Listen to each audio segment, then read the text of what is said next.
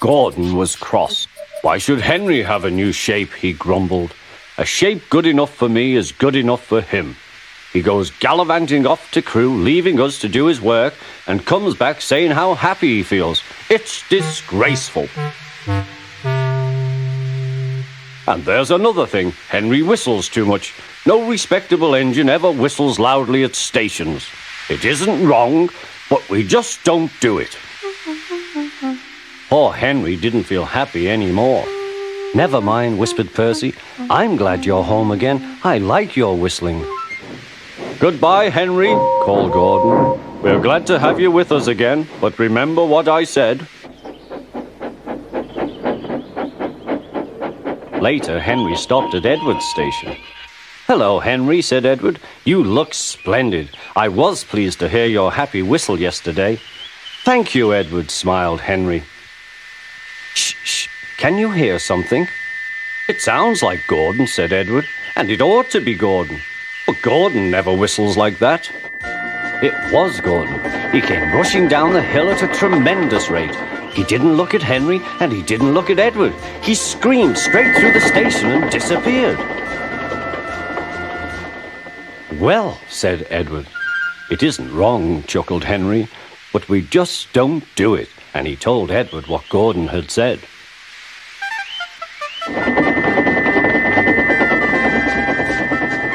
Meanwhile, Gordon screeched along the line. The noise was awful.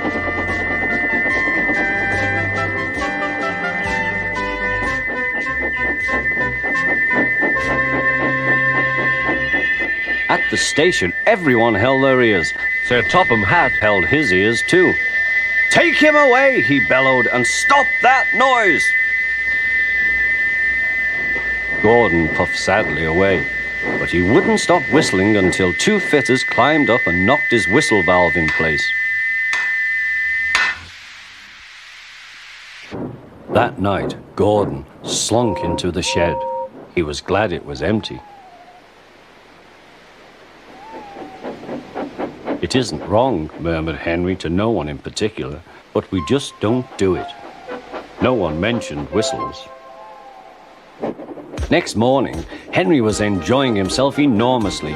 I feel so well, he sang. Trickety-trock, hummed his coaches.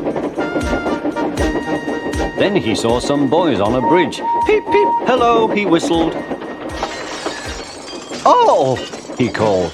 The boys didn't wave and take his number. They thought it fun to drop stones on him instead. They've broken our glass! They've broken our glass! Sobbed the coaches. The passengers weren't hurt, but they were cross. Call the police! No, said the driver. Leave it to Henry and me. What will you do? They asked. Can you keep a secret? Yes, yes. Well then, said the driver. Henry is going to sneeze at those boys.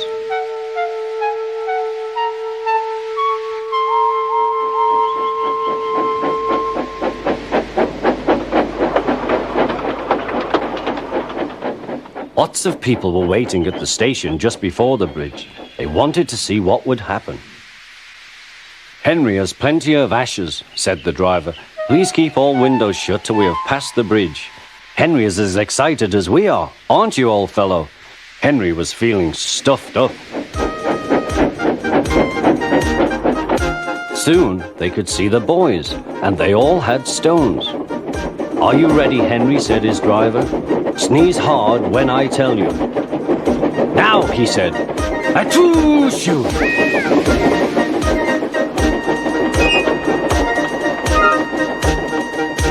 Well done, Henry, laughed his driver. Henry went home very pleased with himself. He had taught Gordon and silly boys a lesson with a whistle and a sneeze.